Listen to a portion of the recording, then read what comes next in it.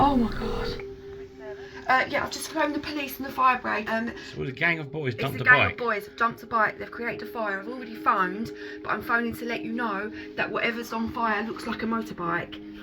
This is the terrifying moment a motorbike is set on fire just yards from a family's back garden. My house backs onto the Wilmont Park and it's been set alight in front of the gates and there's black smoke billowing in the air. But this isn't an isolated incident. It's one of a million reported cases of antisocial behaviour blighting communities across Britain. That's it. I'm going to say 3, 2, 1. Right, Rose, you cheater. Wilmont Park in Dartford in Kent is a popular spot for families, but it's at night when the problems can start. For years now, the residents around here have been recording and logging case after case of antisocial behaviour, but still they say not enough is being done to help them. It's March, and producer Fiona and I have come to meet local residents Jackie and Paul and Neighbourhood Watch coordinator Gary, and what they tell us is shocking. Smashing of bottles on the floor. I said the nitrous oxide canisters strewn everywhere. I had a couple having sex in the children's farmhouse over there. Screaming, shouting, fights. It is quite scary because you're sitting alone. You can't sleep peacefully. Your sort of heart's in your mouth. I just feel vulnerable. I feel exposed. Jackie, Paul and Gary say they try to report incidents to the police and to the council, but most of the time they say nothing happens. It's even more frustrating because you just look at the amount of effort that our community is going into, Jackie and Paul, documenting, spending time, energy and emotion, right? Trying to build this case, and we're still not getting the response we deserve. It's 1:20 a.m. A gang of youths entered the park. For the last 2 hours, they've been pulling down fences, banging on the equipment, screaming, shouting, urinating and smoking weed because I could smell it. Police were first called at 11:30, but are very busy and have not shown up yet. I'm feeling scared and feel too intimidated to even let my dog out in the back garden. And it's just a shame because it is a lovely place to live, apart from that. Jackie's had a tough time recently. Last year she was diagnosed with breast cancer. But I was very lucky I got the all clear, so I can't help but be positive now. But last year when that was going on and all this was going on, I was getting very despairing.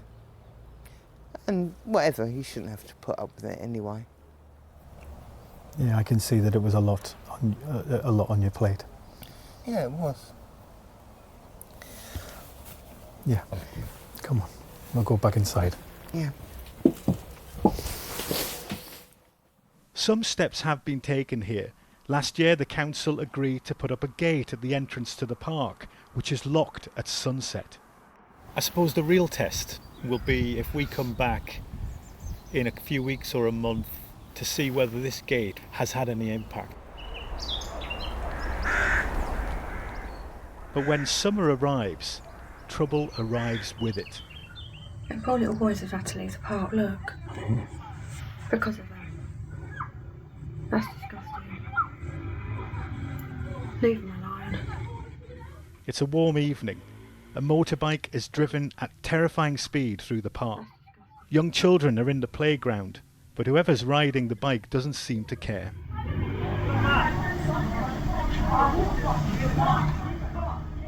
A few weeks later, after dark, a group of youths squabble and argue, keeping residents awake until the early hours.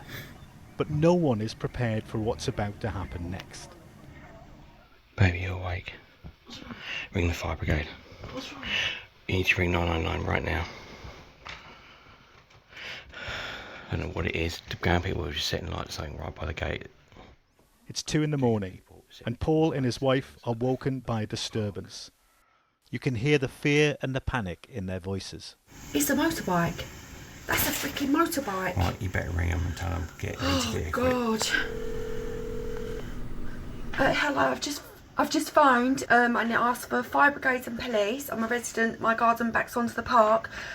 We've just realised that whatever's on fire looks like a motorbike, and the smoke is billowing in the air. It's getting really bad. It's getting worse.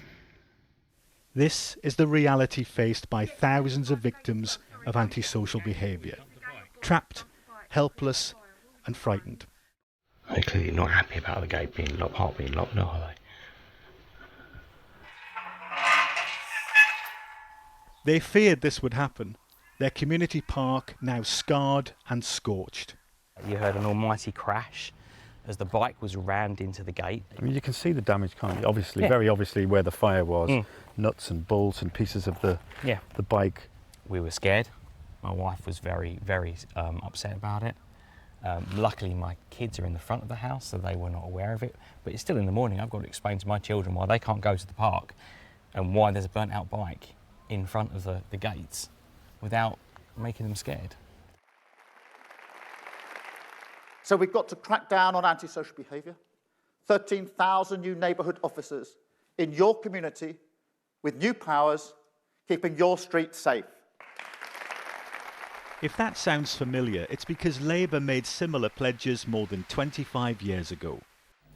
We need a new approach, one that is tough on crime and tough on the causes of crime. Labour introduced antisocial behaviour orders, or ASBOs, to clamp down on bad behaviour. But half of those handed out were breached, and the National Audit Office concluded that they failed to stop hardcore offenders. Now Labour wants to introduce a new idea: respect orders. So here at the Home Office in London, going to see Dame Diana Johnson. She's the policing minister. And I want to talk to her about everything we've seen and everything we've heard over the last few months. I'm hoping for more detail. What's new this time around? What's the difference between an ASBO and a respect order?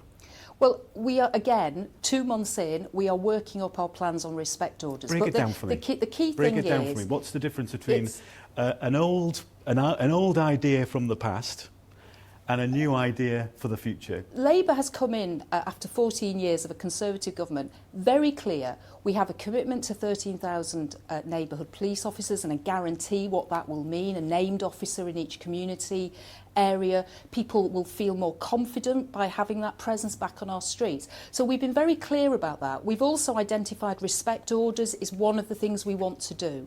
But you can't tell me much about it. Well, we're in the process of developing that, working with other government departments, making sure... It's in the manifesto. It's in the manifesto, yes. It's not beyond me to ask on behalf of the viewer for you to flesh out what a respect order is. It will be about preventing those prolific offenders who are causing antisocial behaviour in our communities up and down the land. There'll be consequences for their actions. How many full-time trained police officers with full powers will be in amongst that 13,000? It's not... I don't know the exact figure yet, but I obviously want to see that 13,000 on our streets as soon as possible, and it will be a mix, and we're working on that. And I have to say, you can't tell me how many. It's one of my priorities. I've been in post, I think, 2 months now, and this is one of my priorities. It's one of the things I'm saying to the Home Office.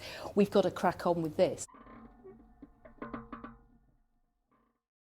One of Labour's big promises, one of their top 6 promises, was to tackle antisocial behaviour. Are you hopeful, are you doubtful that they're going to do something that's going to change matters here? I think I'm doubtful. I think without massive investment in the police service and increasing the numbers of police, the fact that the police can't respond to a burnt out bike exploding at 3 a.m. in the morning until 2 days later, I think is shocking. Kent Police told us that they are aware of local concerns and is working with Dartford Council to address these issues. They say they attended within hours of the motorbike incident, but admit they haven't caught those responsible, adding, "We have teams who regularly patrol the area and also have a dedicated beat officer who residents can talk to directly."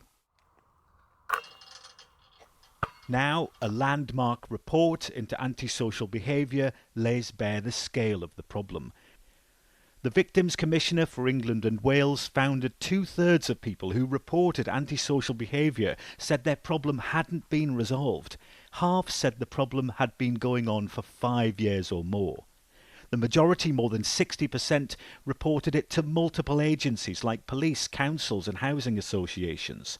A staggering 70% said they received no support at all.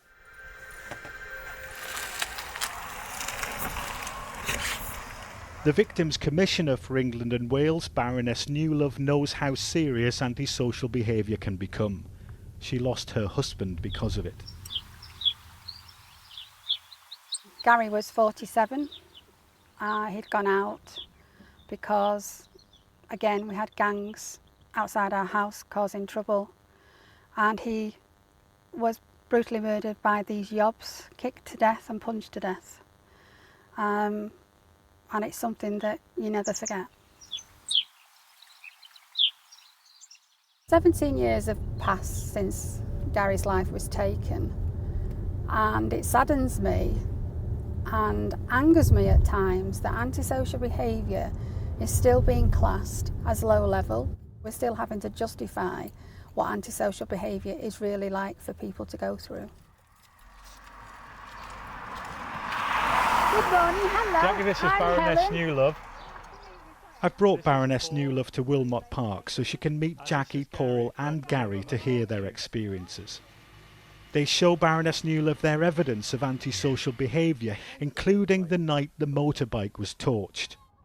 It was on fire. Oh my word! You're aware that there are people in the alley and you think, well, what are they going to do next? So that immediately puts you on edge. Yes.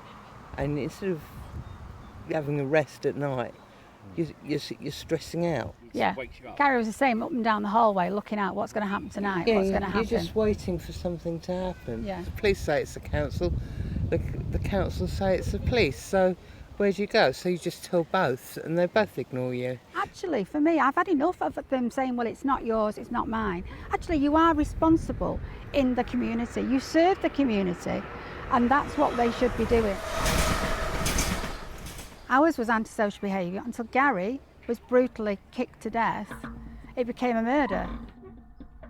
In response to our report, Dartford Borough Council told us, "We fully understand that any antisocial behaviour is incredibly frustrating for residents. In relation to Wilmont Park, we will continue to respond to incidents of antisocial behaviour where we have the evidence and powers to do so." The council said it had increased park ranger patrols in recent months, but urged residents to report incidents to the police. But Paul is sceptical. He's spent years now witnessing and reporting antisocial behaviour, and it's still happening. It massively gives us huge amounts of anxiety and stress, lack of sleep. It doesn't make you want to live here anymore, and it's not fair on us residents. We shouldn't have to live in fear